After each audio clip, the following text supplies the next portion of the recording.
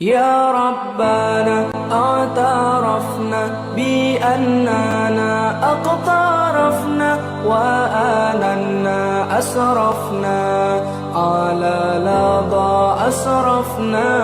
يا ربنا اعترفنا بأننا اقترفنا وآننا أسرفنا على لظى أسرفنا. فتب علينا توبة تغسل لكل حوبة واستر لنا العورات وآمن الروعات. فتب علينا توبة تغسل لكل حوبة واستر لنا العورات وآمن الروعات. يا ربنا اعترفنا بأننا اقترفنا وآننا أسرفنا على لظى أسرفنا. يا ربنا اعترفنا بأننا اقترفنا وآننا أسرفنا على لظى أسرفنا. واغفر لوالدينا ربي ومولودينا والآل والإخوان وسائر الخلان. واغفر لوالدينا ربي ومولودينا والآل والإخوان وسائر الخلان. يا ربنا اعترفنا بأننا اقترفنا وآننا أسرفنا على لظى أسرفنا. يا ربنا اعترفنا بأننا اقترفنا وآننا أسرفنا على لظى أسرفنا. فضلا وجودا منا لا باكتساب منا بالمصطفى الرسول نحظى بكل سهول. فضلا وجودا منا لا باكتساب منا بالمصطفى الرسول نحظى بكل سهول. يا ربنا اعترفنا بأننا اقترفنا وآننا أسرفنا على لظى أسرفنا. يا ربنا اعترفنا بأننا اقترفنا وآننا أسرفنا على لظى أسرفنا. يا ربنا اعترفنا بأننا اقترفنا وآننا أسرفنا على لظى أسرفنا. يا ربنا اعترفنا بأننا اقترفنا وآننا أسرفنا على لظى أسرفنا. الرجيم. بسم الله الرحمن الرحيم. ألم يأتكم نبأ الذين من قبلكم قوم نوح وعاد وثمود والذين من بعدهم لا يعلمهم إلا الله جاءتهم رسلهم بالبينات فردوا أيديهم في أفواههم وقالوا إنا كفرنا بما أرسلتم به وإنا لفي شك مما تدعوننا إليه مريب. قالت رسلهم أفي الله شك فاطر السماوات والأرض يدعوكم ليغفر لكم من ذنوبكم ويؤخركم إلى أجل مسمى قالوا إن أنتم إلا بشر مثلنا تريدون أن تصدونا عما كان يعبد آباؤنا فأتونا بسلطان مبين قالت لهم رسلهم إن نحن إلا بشر مثلكم ولكن الله يمن على من يشاء من عباده وما كان لنا أن نأتيكم بسلطان إلا بإذن الله وعلى الله فليتوكل المؤمنون وما لنا ألا نتوكل على الله وقد هدانا سبلنا ولنصبرن على ما آذيتمونا وعلى الله فليتوكل المتوكلون وقال الذين كفروا لرسلهم لنخرجنكم من أرضنا أو لتعودن في ملتنا فأوحى إليهم ربهم لنهلكن الظالمين ولنسكننكم الأرض من بعدهم ذلك لمن خاف مقامي وخاف وعيد واستفتحوا وخاب كل جبار عنيد من ورائه جهنم ويسقى من ماء صديد يتجرعه ولا يكاد يسيغه ويأتيه الموت من كل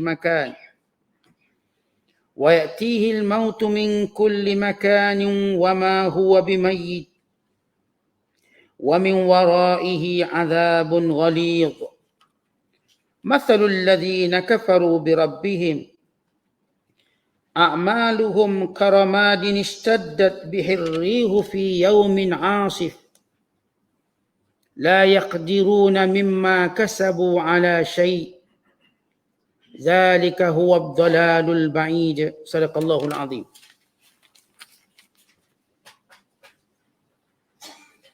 Mengapa kamu masih berdegil? Bukankah telah datang kepada kamu khabar berita orang-orang yang terdahulu daripada kamu, iaitu kaum Nabi Nuh dan Ad, juga Samud, serta orang-orang yang kemudian daripada mereka. Tiada siapa pun yang mengetahui bilangan mereka melainkan Allah. Mereka telah didatangi oleh rasul-rasul mereka dengan membawa keterangan-keterangan yang nyata. Lalu mereka meletakkan tangan mereka ke mulut mereka sambil berkata, sesungguhnya kami kufur ingkarkan apa yang mengikut dakwaan kamu. Kamu diutus membawanya. Dan sesungguhnya kami adalah dalam keadaan yang meragukan terhadap iman dan tauhid yang kamu ajak kami kepadanya. Rasul-rasul mereka bertanya, patutkah berlakunya sebarang keraguan tentang wujudnya Allah? Ia menciptakan langit dan bumi. Ia menyeru kamu beriman kerana hendak membersih dan melepaskan kamu dari dosa-dosa kamu dan memberi tempoh kepada kamu hingga ke suatu masa yang tertentu. Mereka menjawab, kamu tidak lain hanyalah manusia seperti kami. Kamu bertujuan hendak menyekat kami daripada menyembah apa yang telah disembah oleh datuk nenek kami. Oleh itu bawalah kepada kami satu bukti yang jelas nyata. Rasul-rasul mereka berkata kepada mereka, kami ini tidak lain hanyalah manusia seperti kamu juga. Tetapi Allah menimpahkan kurniaannya kepada siapa yang dikehendakinya dari hamba-hambanya. Dan kami tiadalah berkuasa membawa kepada kamu sebarang bukti mukjizat, melainkan dengan izin Allah. Dan dengan yang demikian, maka kepada Allah jualah hendaknya orang-orang yang beriman berserah diri. Dan mengapa pula kami tidak berserah diri pada Allah? Padahal ia telah menunjukkan jalan untuk tiap-tiap seorang dari kami menjalaninya. Dan demi sesungguhnya kami akan bersabar terhadap segala perbuatan kamu menyakiti kami. Dan dengan demikian maka kepada Allah jualah hendaknya berserah diri orang-orang yang mahu berserah. Dan berkatalah pula orang-orang yang kafir itu kepada rasul-rasul mereka, demi sesungguhnya kami akan mengeluarkan kamu dari negeri kami atau kamu menjadi seugama dengan kami. Lalu Tuhan wahyukan kepada rasul-rasulnya, demi sesungguhnya kami akan membinasakan orang-orang yang zalim. Dan demi sesungguhnya kami akan tempatkan kamu di negeri itu sesudah binasanya kaum yang zalim itu. Balasan baik yang demikian adalah bagi orang-orang yang takut akan sikap keadilanku, menghitung amalnya, dan takut akan janji-janji azabku. Dan rasul-rasul serta umatnya yang beriman memohon pertolongan pada Allah untuk mendapatkan kemenangan. Dan terkecewalah tiap-tiap orang yang sombong, takbur, lagi bersikap degil dalam keingkarannya. Di belakangnya disediakan neraka jahanam dan ia akan diberi minum dari air danur yang keluar dari tubuh ahli neraka. Ia meminumnya dengan terpaksa dan hampir-hampir tidak dapat diterima oleh tekaknya kerana busuknya. Dan ia didatangi penderitaan maut dari segala arah. Sedang ia tidak pula mati supaya terlepas dari azab seksa itu. Dan selain dari itu ada lagi azab seksa yang lebih berat. Bandingan segala kebaikan amal dan usaha, orang-orang yang kufur ingkar terhadap Tuhannya ialah seperti abu yang diterbangkan angin pada hari ribut yang kencang.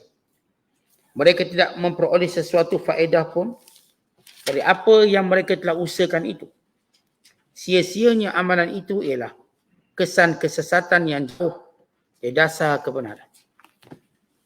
Bermula daripada ayat yang ke-9 sehingga ayat yang ke-18 yang telah kita bacakan tadi, yang merupakan kandungan ayat dalam surah Ibrahim, surah yang ke-14 pada juzuk yang ke-13.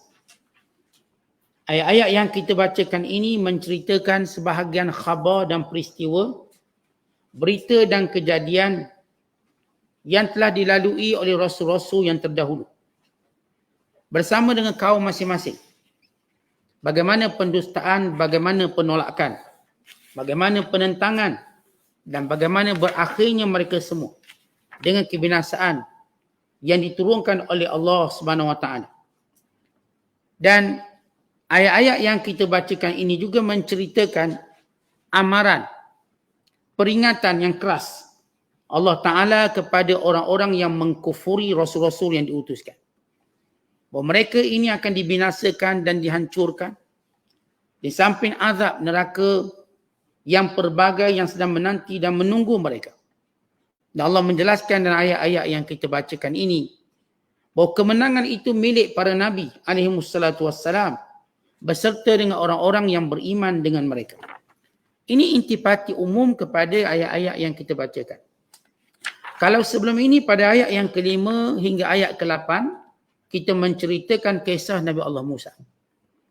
Kisah Nabi Allah Musa sebagai satu hiburan kepada Nabi Muhammad sallallahu alaihi wasallam. Bahawa apa yang dilalui dalam dakwah memang begitu. Ditentang, ditolak. Dan bagaimana Allah Ta'ala memberi contoh Nabi Musa terlebih dahulu untuk menunjukkan kepada Rasulullah apakah kandungan dakwah yang dibawa oleh Nabi Musa. Dengan memperingatkan kaumnya akan nikmat-nikmat Allah yang banyak. Kerana mereka telah melalui fasa kezaliman yang dilakukan oleh Fir'aun. Dan Allah selamatkan mereka. Dan Allah kurniakan pelbagai mukjizat di tangan Nabi Musa. Dan pelbagai kemenangan, pertolongan kepada Bani Israel. Maka Nabi Allah Musa menggunakan metod dakwahnya ialah dengan cara memperingati mereka akan segala nikmat-nikmat yang Allah kurniakan kepada mereka. Dan Nabi Allah Musa mengingatkan kaumnya bahawa siapa yang bersyukur dengan beriman kepada Allah, maka Allah akan menambah nikmatnya. Tetapi siapa yang kufur, maka Allah menyediakan azab yang pedih dan azab yang dahsyat. Di samping Nabi Allah Musa memberitahu bahawa iman dan kufur kamu tidak diperlukan oleh Allah. Tidak menjejaskan apa sahaja yang berada di sisi Allah SWT. Kerana iman dan kufur itu, kebaikan dan keburukannya kembali kepada kamu. Supaya manusia berfikir, ajakan para Nabi ini ialah satu rahmat Allah kepada mereka. Ajakan para Nabi kepada mereka supaya beriman ialah keuntungan untuk mereka. Kejayaan untuk mereka. Tetapi penolakan mereka tidak merugikan para Nabi yang berdakwah, tetapi merugikan diri sendiri. Bukan membinasakan diri sendiri. Baik, selepas diceritakan kisah Nabi Musa, maka Allah Ta'ala menceritakan kisah-kisah Nabi-Nabi yang lain.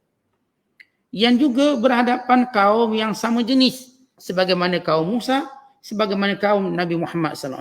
Kata Allah, alam ya'tikum, apakah tidak datang kepada mereka? Naba'ul ladhina min qablikum. Berita orang-orang yang sebelum kamu. Qaumi Nuhin, iaitu kaum Nabi Nuh. Wa Adin, kaum Nabi Allah Hud, yakni kaum Ad. Wa Thamud, yakni kaum Nabi Allah Saleh. Walladzina min ba'dihim, dan kaum-kaum selepas itu, termasuk kaum Nabi Lut, termasuk kaum Nabi Syuaib, dan kaum-kaum yang banyak. La ya'lamuhum illallah, jumlah mereka terlalu ramai tidak diketahui melainkan Allah.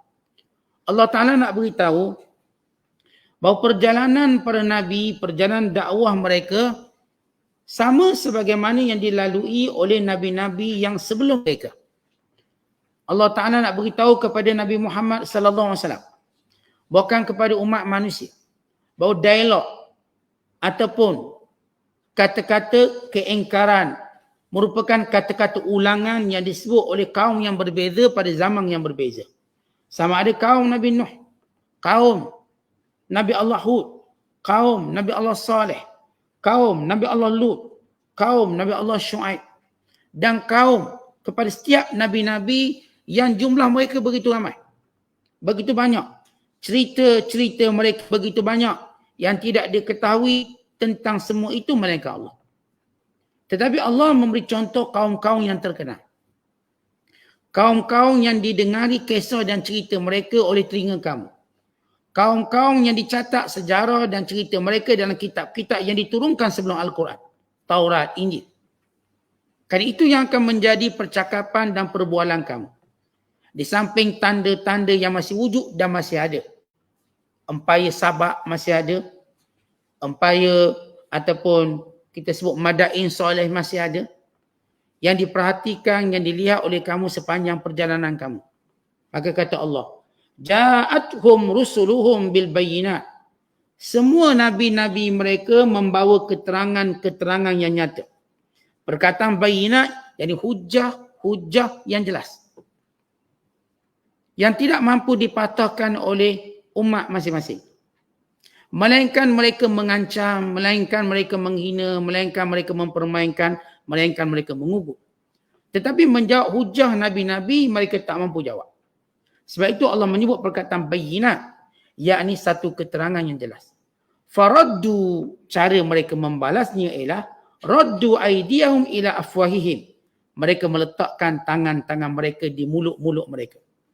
Maksud Allah cerita ni secara umum je. Kalau sebelum ini ayat yang ke-5 hingga ayat ke-8 kisah Musa.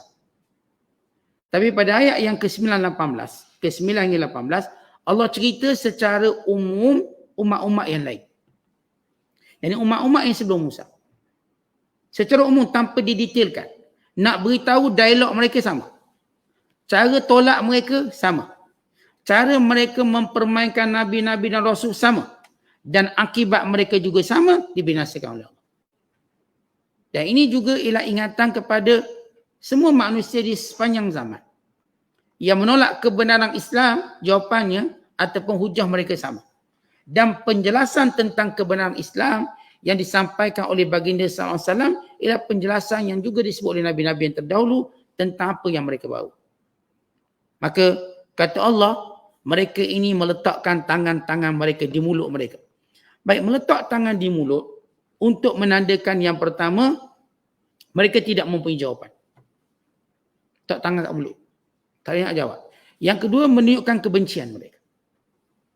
Menunjukkan kebencian mereka atas apa yang dibawa oleh para nabi, yang dibawa oleh para rasul. Dan kita tahu bahawa orang-orang kafir sepanjang zaman, bila dibawa kebenaran, mereka terbagi pada 3 puak. Golongan yang pertama, mendiamkan diri dalam keadaan engkar. Dia tak jawab apa-apa tapi engkar, tak percaya. Golongan yang kedua yang menjawabnya terang-terangan dan memperolokkan setiap keterangan yang dibawa. Yang jenis menjawab. Tapi jawapannya kosong. Tapi jawab. Dengan jawapan-jawapan yang akan Allah Ta'ala sebutkan nanti. Dan golongan ketiga ialah golongan yang kata kami tetap tidak percaya. Kami terus ragu-ragu. Kami tak percaya. Mereka yang berada dalam fasa penafian semata-mata. Bila sebut ini Nabi Muhammad, kami tak percaya. Ini Quran dari Allah, kami tak percaya. Cara mereka bercakap cuma tak percaya, tak percaya, tak percaya. Kalau kita tanya kenapa tak percaya? Tak kira lah apa pun kami tak percaya. Mereka menggunakan cara mudah untuk menolak dengan mengatakan kami tak percaya, kami tak anggap itu betul.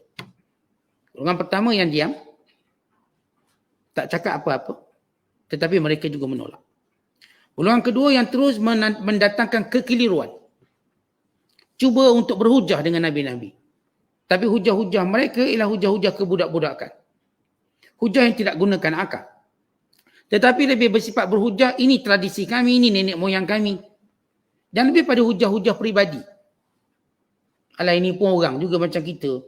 Ni kahwin ramai. Ini semua benda-benda peribadi tidak menyentuh pada konteks mazmum kandungan dakwah.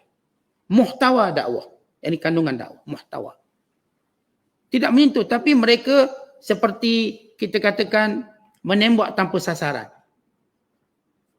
Asal boleh jawab-jawab. Tapi tak ada kena-mengena dengan setiap hujah yang Rasul-Rasul bawakan pada mereka. Dan golongan ketiga terus berada dalam sindrom penafian. Tak betul, tak betul, tak betul. Cakap ni tak betul. Kenapa tak betul? Ya kami cuma nak kata tak betul. Kami ragu-ragu. Kami tak nak percaya. Ni bawa hujah macam mana tetap kata tak percaya. Maka ketiga-tiga ini ialah bentuk penafian orang-orang yang menentang kebenaran sepanjang zaman. Bukan sekadar pada zaman Nabi Muhammad sallallahu alaihi wasallam.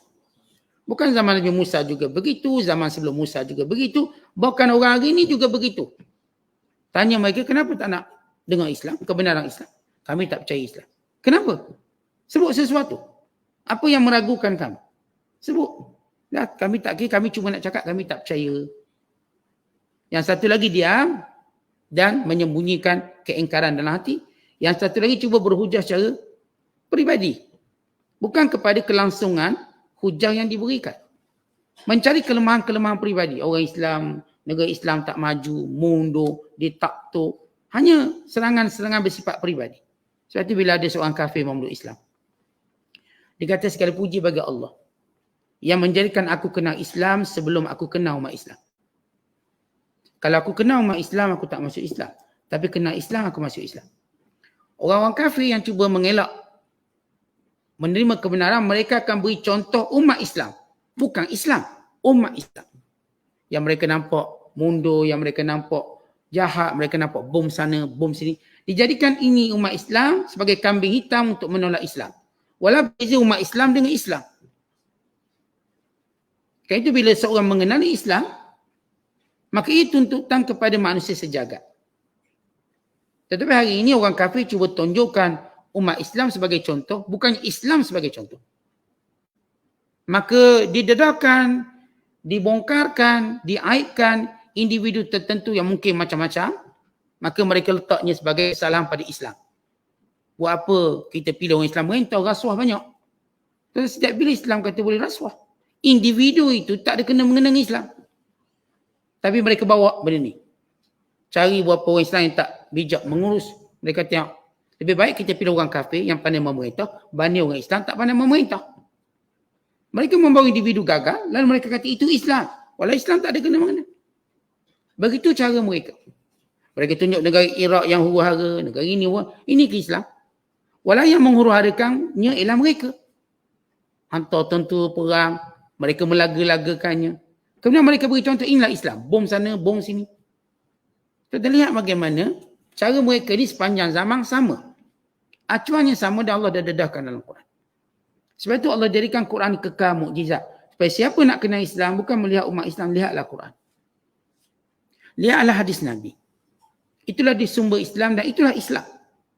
Dan setiap orang Islam yang menyalahinya perlu membetulkannya. Perlu membetulkannya. Baik yang merompak, baik yang menyamu, yang baik yang rasuah, baik yang menganiaya, baik yang menzalimi, baik yang ditaktur. Maka semua mereka perlu kembali kepada Islam. Dan sebagaimana orang kafir perlu mengenali Islam daripada sumbernya. Maka jangan kami hitamkan sebahagian yang kamu cuba aibkan, lalu kamu kata inilah gambaran Islam. Maka ini cara modus operandi yang memang dimainkan sepanjang zaman. Maka Allah dedarkan. Kemudian kata Allah, dalam menceritakan kelompok orang kafir ini, bila kalangan mereka berkata, وَقَالُوا إِنَّا كَفَرْنَا بِمَا أُرْسِلْتُمْ بِهِ.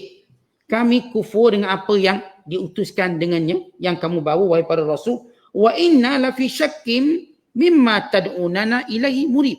Kami sentiasa ragu dan tak percaya dengan apa yang kamu ajak kami kepadanya. Kemudian qalat rusuluhum, berkata rasul-rasul mereka. Siapa? Rasul Nabi Nuh, Rasul Saleh, Rasul bernama Hud, Rasul yang bernama Lut, Rasul bernama Syuaib. Allah Taala tak sebut nama tapi sebut rasul-rasul untuk menunjukkan tugas rasul sama. Walaupun berlainan zaman, berlainan nama, berlainan umat, tapi dia punya wazifah, dia punya muhimmah, dia punya mission dia sama. Ani abudullah wasyanibut taghut, mengajak menyembah Allah dan menjauhi sekutu. Itu sama. Dengan kita dah jelaskan daripada awal lagi. Para rasul tidak membawa benda yang berlainan. As-sira' ataupun kita katakan peperangan atau konflik, as-sira' konflik yang berlaku antara para rasul alaihissalatu wassalam yang diutuskan dengan umat masing-masing ialah tentang tauhid, keesaan Allah. Sebab satu-satunya agama yang berpegang prinsip tauhid cuma Islam. Baik Hindu yang kata Tuhan banyak, Buddha juga begitu, Kristian juga begitu, Yahudi juga begitu. Konsep tauhidnya sudah dirosakkan. Walaupun Yahudi kata tak, kami orang Islam mendakwa mereka tauhid. Kami tauhid. Kami juga percaya Tuhan satu. Yang mengatakan Uzair anak Tuhan ialah sekelompok kami. Bukan kami. Sekelompok kami. Ketika mana mereka membalas hujah ini. Ini kalangan Yahudi yang mutakhirin, yang terkini. Mereka cuba kata umat Islam tidak boleh menganggap tauhid itu cuma bagi kami juga tauhid. Mengesahkan. Masalahnya ialah termasuk dalam makna pensyirikan yang dilakukan oleh Yahudi, menjadikan padri-padri mereka sebagai Tuhan. Lalu membatalkan perintah Tuhan. Dengan pengubahan kitab Taurat. Dengan menjadikan hakam mereka atau robai mereka, jadi padri mereka, pendeta mereka sebagai pemutus dalam mengeluarkan hukum dengan membelakangi perintah Allah. Sebab itu mereka tidak menerima Taurat, mereka lebih menerima Talmud. Talmud ialah ciptaan para robai mereka. Yang mereka menganggap lebih hebat daripada Taurat yang diturunkan oleh Allah yang telah pun diseleweng. Jadi isu yang sama. Mereka mempersekutukan Allah dengan padri-padri mereka. Sebenarnya Allah sebut tentang hal ini pada banyak ayat. Kemudian Allah Ta'ala menceritakan. Rasul ini menjawab. Kenapa Allah sebut Rasul-Rasul? Tanpa mention nama. Bukan Musa, tak disebut Musa, tak sebut Nuh, tak sebut Lut. Untuk tunjukkan isu yang sama. Qalat rusuluhu. Berkata Rasul-Rasul setiap umat itu. Afillahi syakkun. Apakah kamu syak dengan Allah? Sedangkan keimanan pada Allah itu fitrah. Nabi kata, kullu mauludin yuladu alal fitrah. Sedangkan Allah Ta'ala ini, sebagaimana disebut dalam ayat ini, fatiris samawati wal ard, pencipta langit dan bumi. Apakah kamu syak bahawa langit dan bumi ini ada pencipta? Dan pencipta itu bukan berhala yang kamu sembah. Bukan juga sekutu yang kamu tuhankan. Dan bukan juga kamu. Bukan juga nenek moyang kamu. Maka kamu mengetahui ia satu zat yang berkuasa penuh. Satu zat yang mulia yang agung. Dia adalah Allah. Pencipta langit dan bumi. Fatiris samawati wal ard. Yad'ukum. Dia sentiasa mengajak kamu. Yakni menawarkan kamu. Allah tawarkan pada kamu. Liyaghfira lakum min dhunubikum. Untuk mengampunkan dosa-dosa kamu. Wa yuakhirakum ila ajalin musamma. Dan terus memberi tempoh kepada kamu supaya kamu akan beriman. Allah yang maha pemurah. Tidak sebab kamu kufur, Allah terus binasa. Allah beri tempoh. Kadang-kadang dia beri tempoh sampai 100 tahun, 200 tahun, 300 tahun. Untuk kamu menilai kembali kekufuran kamu dengan cara yang betul. Allah Ta'ala tidak terus mendatangkan azab. Manakala Allah dengan sifat rahmatnya memberikan tempoh yang panjang. Semua manusia, semua umat, Allah beri tempoh yang panjang sebelum mereka dibinasakan. Baca kisah Nabi Nuh. Diberikan tempoh hampir 1000 tahun. Untuk mereka terus mengubah ataupun berfikir tentang kesesatan mereka. Tapi kerana mereka terus ego, sombong, lalu mencabar Nabi Nuh, akhirnya semua mereka binasa. Yang selamat hanya dalam batu. Demikian juga kaum Samud. Demikian juga kaum Ad. Dia beri tempoh masa yang panjang. Bertahun lamanya, puluhan tahun lamanya. Demikian juga Bani Israel. Diberi tempoh yang panjang. Bahkan bila mereka membunuh Nabi, sebahagian Nabi, mereka mengubah, masih Allah beri tempoh.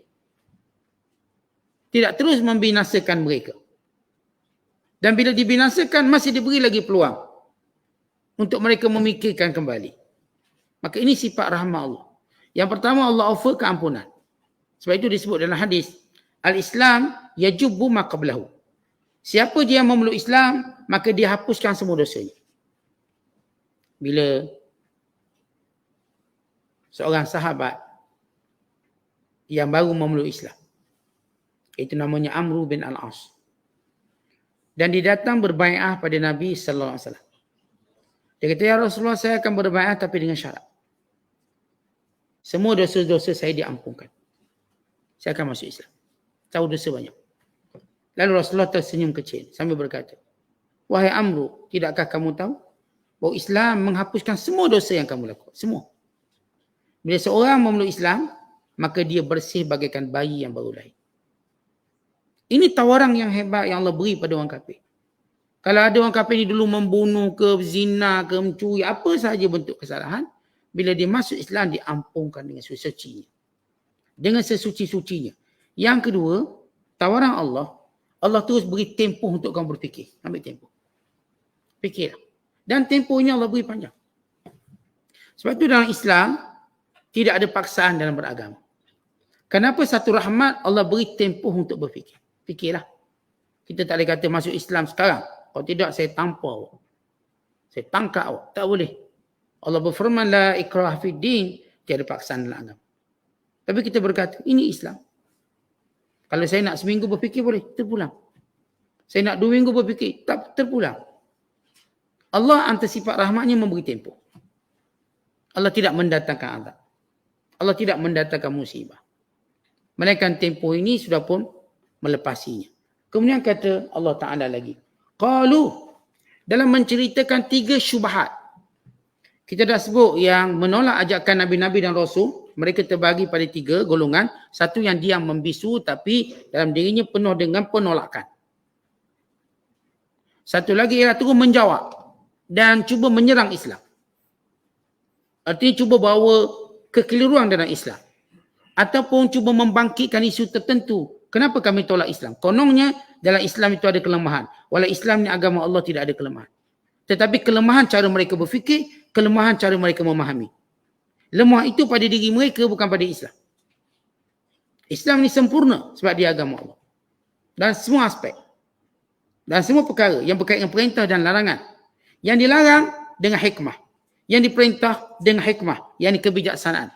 Allah tidak menurunkan satu perintah, melainkan dengan kebijaksanaan. Yang kedua, dengan keadilan. Yang ketiga, dengan maslahah kepada manusia. Setiap perintah Allah ni bijaksana. Bila bijaksana maksud solusi pada permasalahan. Yang kedua, semua perintah Allah bersifat adil. Kerana Allah tidak akan membebankan. Allah tak akan menzalimi sesiapa dalam ibadat ini. Kita bila buat ibadat, tidak ada unsur zalim dalam ibadat. Hatta kalau kita tak mampu puasa, sila berbuka dan ganti hari lain. Tidak ada unsur penzaliman pada individu dalam ibadat. Tak adalah cerita nak cocok sini untuk ibadat. Kena bergolek 20 km untuk ibadat. Tidak. Tiada bentuk penyeksaan diri dalam ibadat. Dan Islam tak ada pun unsur penyeksaan diri dalam ibadat. Tak perlu potong tangan, tak perlu potong kaki untuk dekat dengan Allah. Tak perlu potong lidah. Tak perlu potong kemaluan. Sebagaimana difikir oleh sebahagian mereka. Bukan sebahagian mereka, kononnya atas nama nak dekat dengan Tuhan, mereka bergolek badan sejauh 50 km. Yang dilakukan di satu tempat. Kononnya dengan cara ini. Atau mereka dengan mencocok badan mereka. Menjadikan badan-badan mereka luka dan berdarah. Kononnya itu cara untuk mereka dapat. Islam tidak ada kezaliman itu. Lihat setiap ibadat Islam, zalimnya di mana? Kalau seorang wanita berkata zalimnya kerana kami terpaksa memakai tudung. Kerana kami terpaksa pakai tudung jadi tak bebas kami. Kenapa kami tak boleh bebas macam lelaki? Boleh lepaskan kepala kami, lepaskan tudung kami. Maka kita katakan bahawa itu bukanlah satu bebanan, tapi lebih untuk karamatul insan. Kemuliaan wanita itu sendiri. Kemuliaan wanita itu sendiri. Bukan untuk menjaga wanita itu sendiri. Supaya tidak dipandang dengan pandangan syahwat oleh lelaki. Tidak menjadi subjek jenayah. Dan subjek seksual dan sebagainya. Dan kewajiban menutup aurat itu hanya terhad kepada lelaki-lelaki ajnabi. Tidak kepada lelaki-lelaki yang disebut sebagai maharim. Maka dia bebas pada keadaan yang lebih terbuka. Melainkan antara pusat dengan kelutut. Ini boleh buka. Tak ada masalah. Ini adik-beradik dia. Ini pak saudara dia. Ini atuk nenek dia. Ini ayah dia. Maka tak ada masalah. Ia terhad bila seorang itu keluar rumah. Atau terhad bila ada orang luar mengunjungi mereka. Dalam situasi yang lain, mereka bebas sebenarnya. Dan yang ketiga, semua syariat ini mengandungi maslahat. Maslahat, yang ini kebaikan. Puasa ada nilai kesihatan. Solat ada nilai ketenangan. Dan juga sedekah ada nilai kasih sayang. Yang dia ada maslahat untuk kita. Kebaikan. Kita baca Quran, kita tenang. Kita berzikir, kita kuat. Kita bertahajud, kita menjadi tabah. Semua ibadat itu maslahat dan manfaat untuk kita. Maka ini syariat Islam. Maka bila Allah Ta'ala menyebut tentang bagaimana kelompok orang kafir, yang saya katakan satu yang diam, satu yang cuba timbulkan kekeliruan. Dan satu yang cuba untuk mengatakan kami ragu-ragu. Maka yang kelompok kata kami ragu-ragu, Allah dah jawab dengan berkata, apakah kamu ragu-ragu dengan Allah sedangkan itu fitrah dalam diri kamu bahawa dunia ini, bahawa dalam hidup manusia ada Tuhan. Dan cukup kamu melihat langit dan bumi, bukti itu Tuhan. Penciptanya. Kemudian Allah menyebut tentang golongan kafir yang suka membawa kekeliruan. Mereka bawa 3 kekeliruan dalam menolak Islam. Kata mereka, qalu in antum, kamu semua wahai para rasul. Mana dialog ini, setiap kaum cakap sama dengan Nabi masing-masing. Sebab apa kami tak nak beriman, kami tak nak ikut rasul-rasul. Sebab kamu, in antum illa basyaru mithluna. Kamu macam kami je kami tengok. Orang macam kami. Makan, minum, pergi pasar, kahwin, anak, pinak. Tak ada pun kami nampak apa sebab kami nak ikut kamu. Sedangkan kamu manusia. Satu, syubhat dia. Yang kedua, turiduna antasudduna. Dan kamu pula nak menghalang kami amma kana ya'budu aba'una, apa yang sudah menjadi tradisi nenek moyang kami dalam menyembah berhala. Kenapa nak halang benda dah kami biasa buat? 2. Yang ketiga, faktuna bisultanin mubin. Kalau betul lah, bawa pada kami mukjizat. Sultan di sini ialah ayat-ayat yang agung. Yang kami boleh percaya kamu Nabi dan kamu Rasul. Baik, 3 syubhat. Pertama, kamu manusia. Maka syubhat ini dijawab oleh para Rasul dengan pertama dengan musadaqah, yang kedua dengan taslim. Musadaqah ini membenarkan. Betul lah. Memang kami orang. Kami tak kata pun kami malaikat. Kami orang macam kamu. Tetapi Allah pilih kami. Dan bukan satu benda yang aneh. Manusia memang ikut manusia. Sebab itu kita cenderung melantik kalangan kita pemimpin untuk kita ikut. Kita kalau konvoi, naik motor ke, konvoi naik basikal ke, konvoi kereta ke, mesti ada seorang bos. Manusia ni cenderung untuk lantik seorang ketua untuk mereka ikut. Kita ada negara, kita lantik seorang jadi Perdana Menteri. Semua cenderung yang kita lantik Perdana Menteri itu orang macam kita lah. Macam kita. Satu daerah dengan kita, senegeri dengan kita. Dia pun ada masalah macam kita. Tapi kenapa kita lantik? Itu fitrah. Memang pemimpin manusia, mesti di kalangan manusia. Tak ada pula kita mesyuarat biar Ifrit jadi ketua kita. Ataupun ginilah kita pakat. Kita tak nak ambil orang, tahun ni kita lantik lembu jadi ketua. Kita pakai ikut lembu pula ke jalan. Ikut kambing ke. Manusia fitrah memang menjadikan manusia sebagai ketua. Dan mereka pun ikut. Yang tentera ada jeneralnya. Yang main bola ada kaptennya. Yang konvoi ada marshalnya. Semua benda ni kita ada orang kita ikut. Hatta dalam perkahwinan, kita pun lantik seorang jadi ketua rumah tangga. Secara fitrah. Okey, suami. Suami ketua rumah tangga. Jadi apa persahabat kita ikut. Sebab mereka yang jaga rumah tangga. Nafkah dan sebagainya. Lepas yang cari rumah kat mana, sekian. Itu kan fitrah manusia. Kata Nabi, betul lah kami manusia. Kami tak kata kami malaikat. Sebab malaikat tak layak memimpin manusia. Kerana berlainan kejadian, berlainan kecenderungan. Dan ya betul kami manusia. Kerana binatang pun tak layak memimpin kamu. Kerana berlainan. Kami manusia. Dan manusia kami, kata Rasul-Rasul ini, walakinnallaha yamunnu ala man yasha'u min ibadih. Tapi ini yang Allah pilih. Di kalangan hamba yang Allah kehendaki. Dan Allah menghendaki kami. Allah menghendaki kami. Sebagaimana tuan-tuan pilih pemimpin, pilih pilihan raya, maka kita pilih guna suara majoriti. Yang ni pilih. Maka yang minoriti tak ada kata aku tak pilih pun. Tak bolehlah majoriti dah pilih, kena ikut je lah. Sebab kita terima majoriti lebih kuat pada minoriti. Itu asas kita dalam berpolitik sebagai contoh. Maka dalam asas kenabian pula, kuasa memilih itu bukan orang. Kita tak ada, kita nak mengundi siapa jadi Nabi tahun ni. Bukan. Itu ialah pemilihan Allah. Yamunu ala man yasha'u min ibadi. Allah yang pilih. Allah yang pilih. Maka kami Allah pilih. Maka bila mereka kata kami Allah pilih, mereka buat bukti. Kenapa kami Allah pilih? Yang pertama, sifat mereka dikenali orang paling jujur pada kalangan kaum mereka. Sehingga Nabi SAW dipanggil Al-Amin. Jujur. Dan paling baik akhlak di kalangan mereka. Tak ada pada satu zaman, ada orang lain akhlak lebih mulia pada Nabi yang dilantik. Tak ada. Katakan Allah lantik Nabi Nuh AS. Contoh. Katakan. Nabi Nuh. Ada orang lebih baik pada Nabi Nuh tapi dia tak jadi Nabi. Tak dipilih. Tak ada. Yang dipilih itu memang paling baik sekali. Sebab itu semua mereka berkata, kamu dulu memang baik. Sekarang dari Nabi kami tak diterima. Dan semua para Nabi ini ialah orang yang paling sempurna fizikal mereka. Tak ada Nabi dilantik tempang kaki, botak kepala. Kerana itu akan menjadi penghinaan yang cepat untuk mereka dilaknat oleh Allah. Sebab itu Allah tidak mendatangkan Nabi, mereka rupa bentuk mereka paling cantik pada zaman mereka. Nabi-Nabi ini semua paling lawa pada zaman mereka. Nabi Allah Musa paling lawa di kalangan Bani Israel. Cukuplah dia dibesarkan di istana Firaun. Boleh bayanglah orang di istana ni lawa dia macam mana. Panas pun tak kena, macam putera liling dah. Berbanding Bani Israel yang mungkin terdedar dengan panas sebagainya. Maka Nabi Musa ni orang cantik, kuat. Dan semua pada Nabi, segala sifat sempurna manusia ada pada dia. Itu cukup untuk membuktikan dia Nabi selain daripada wahyu.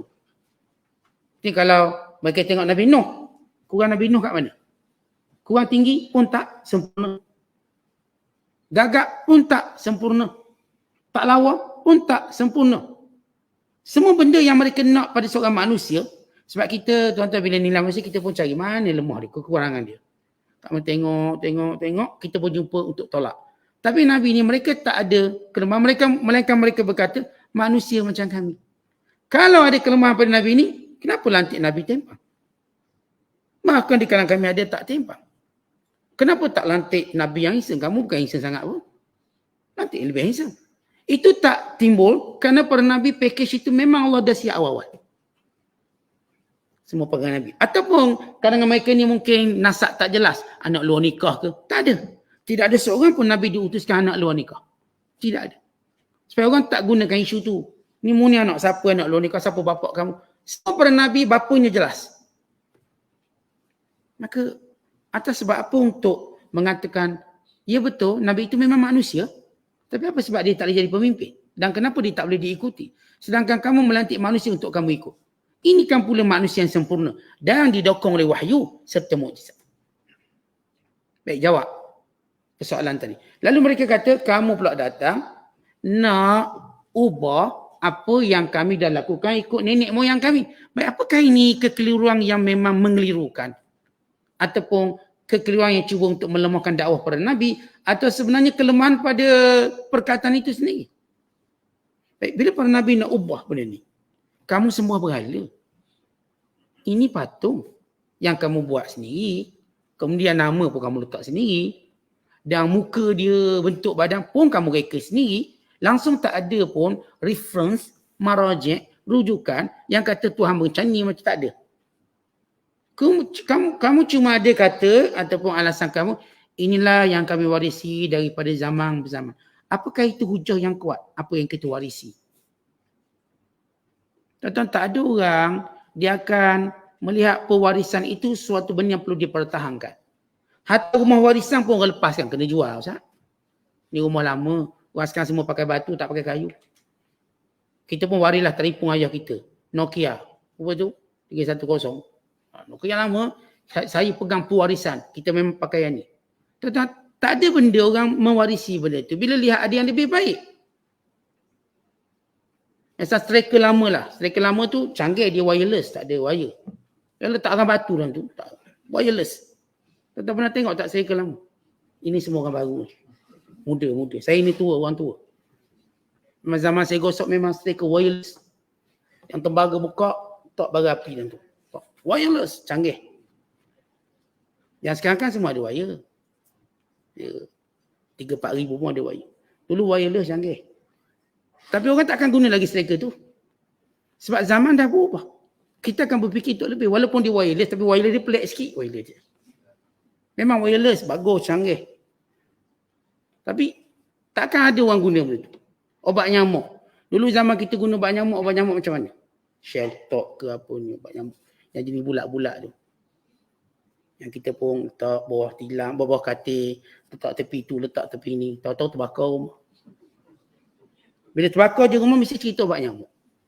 Bukan nyamuk buat, obat nyamuk tu buat. Nyamuk tak. Nyamuk tak pernah menyebabkan rumah terbakar, obat nyamuk tu. Jadi, hari ni adakah orang nak pakai obat nyamuk tu? Ada tak? Sebab ini nenek moyang dah guna saat kita waris je. Tak mungkin. Kita memikirkan apa yang lebih betul, apa yang lebih bersesuaian dengan zaman kita. Apatah lagi perkara yang menjadikan akal kita boleh terima dengan jelas. Betulkah ni nenek moyang yang sembuh berhala? Baik, cuba jawab. Nenek moyang tu bermula daripada bila? Nenek moyang. Bila istilah nenek moyang itu bermula? Apakah atuk keempat, atuk kelima? Bukankah kita mengetahui atuk kita pertama Adam menyembah Allah? Maka apa dia punya kelangsungan hujah nenek moyang? Nenek moyang kita memang sembah Allah dari awal. Adam Islam. Jadi kita nak letak nenek moyang tu berapa keturunan ke depan? Istilah nenek moyang. Baik, katakan, okey kita terimalah nenek moyang tu. Baik, apakah akal kita tak boleh nak langsung untuk memikirkan apa yang dibuat itu salah? Tuan-tuan, banyak mana yang kita waris daripada nenek moyang kita. Bila kita nampak dia tak sesuai, kita tolak. Dan kita sesuaikan. Bahkan sebahagiannya memang kita tak ambil terus. Kan kita nampak ada yang lebih utama. Apa yang lebih maslahat. Atau bila nenek moyang kita buat rumah, kita tak ambil dah rumah tu sebab tak sesuai. Kecil dan sebagainya, kita nak sekarang buat rumah batu, kita nak sekian-sekian. Lalu kita pun ubah. Semua kita ubah. Cara nenek moyang kita tanam pokok tu, kita pun dah ubah cara lebih moden. Guna air sikit. Tak perlu guna tanah banyak, buahnya besar. Kita ubah. Tetapi kalau benda tu kita ubah, ini kan benda yang memang berkaitan dengan akal. Yang berkaitan dengan kebenaran. Maka hujah nenek moyang satu hujah yang tidak konsisten dan tidak accurate ataupun tidak kita katakan sadar, tepat. Melainkan menunjukkan kebodohan. Kemudian kata Allah lagi, Fa'tuna bisultani mubin. Bawakan pada kami mukjizat kalau betul. Maka dijawab. Qalat lahum rusuluhum. Berkata, menjawablah rasul-rasul mereka. Innahnu illa basharun mithlukum. Ya benar, kami ialah manusia seperti kamu. Walakinallaha yamunnu ala man yasha'u min ibadih. Tapi Allah pilih kami. Kita dah jawab, kita dah jelaskan tadi. Wa ma kana lana an na'tiyakum bisultani illa biiznih. Kami tidak boleh bawa mukjizat melainkan dengan izin Allah. Ya, bila syubhat nenek moyang tak perlu jawab sebab itu pun mereka ada jawapan. Tapi kami nak jawab bila kamu kata kalau benar kamu rasul bawakan pada kami mukjizat. Maka rasul berkata mukjizat ni betul. Allah zahirkan di tangan kami. bagi membenarkan kami Rasul. Namun ia tidak boleh berlaku melainkan dengan izin Allah. Lihat benarnya pada Nabi dan bercakap. Kemudian mereka kata, wa 'alallah falyatawakkalul mu'minun, dan hanya kepada Allah. Seluruh orang beriman perlu serahkan kepada Allah. Kerana semua urusan di tangan Allah. Dan kita serahkan. Kemudian Rasul ini menjawab lagi, wa ma lana alla natawakkal 'ala Allah. Bagaimana tidak kita bertawakal kepada Allah? Kerana waqad hadana subulana, Allah lah yang beri kami petunjuk ini. Sebab itu kita kena bertawakal pada Allah. Apa maksud bertawakal? Serah pada Allah. Serah kepada Allah dengan maksud tunduk kepada segala peraturannya. Kenapa kami kena serah peraturan ini kepada Allah? Sebab Allah dengan peraturannya, Allah dengan kehendaknya yang beri hidayah pada kami. Menurut hidayah ini pemberian yang agung. Maka bila Allah beri hidayah, maka kita akan ikut segala apa yang Allah Ta'ala perintahkan. Antaranya ialah menyerah urusan pada Allah. Kami tak akan buat mukjizat sendiri. Tak mungkin. Itu urusan Allah. Kami kena patuh. Kami kena patuh. Kalau kata, kalau betul kamu benar, bawakan kiamat. Kiamat ini urusan Allah. Allah akan datangkan pada waktunya. Kami tak boleh datangkan kiamat. Bila sampai kiamat, memang dia akan datang. Kalau betul kamu benar, matikan kami. Pun tak boleh. Mati itu urusan Allah. Kami hanya serah pada Allah. Bila Allah kata sampai masa orang tu mati, maka dia akan mati. Dia akan mati. Bila ada seorang manusia, dicabar orang Islam, dia berkata, kalau benar Allah itu benar, suruh Allah matikan aku sekarang. Dan kita tak ada orang boleh menjadikan seorang itu mati. Kerana ia kehendak Allah bila? Waktu dia bertutur dalam masjid. Dia tak percaya Tuhan. Kata, siapa kata ada Tuhan? Dan kalau betul ada Tuhan, matikan saya sekarang. Maka dia tak mati. Dia pun ketawa, anggap benar. Dia balik rumah, dia masuk bilik air, dia mati dalam bilik air. Kerana Allah takkan matikan dia dalam masjid rumahnya. Tapi Allah nak mati dia dalam rumah syaitan. Dia mati di jambang, itu selayaknya dia mati. Bukan di rumah Allah. Betul dia. Semua urusan ini, kalau orang cabar kita, kita berkata ini urusan ini berkait dengan peraturan Allah. Maka mendatangkan mukjizat bukan peraturan kami, peraturan Allah. Kami yang diberi petunjuk oleh Allah untuk berbicara demikian, untuk bercakap demikian, untuk tunduk dengan peraturan Allah. Maka kami tak boleh ubah apa-apa. Kalau kamu tak percaya, itu urusan kamu.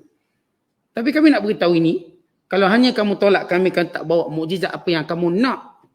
Sedangkan benda itu tak boleh kami hadirkan melainkan dengan izin Allah. Pada waktu yang Allah ingin berikan kepada kami. Kerana walaupun datang mukjizat bukan bermaksud kamu akan beriman. Kerana konteks dakwah Nabi bukan mukjizat itu.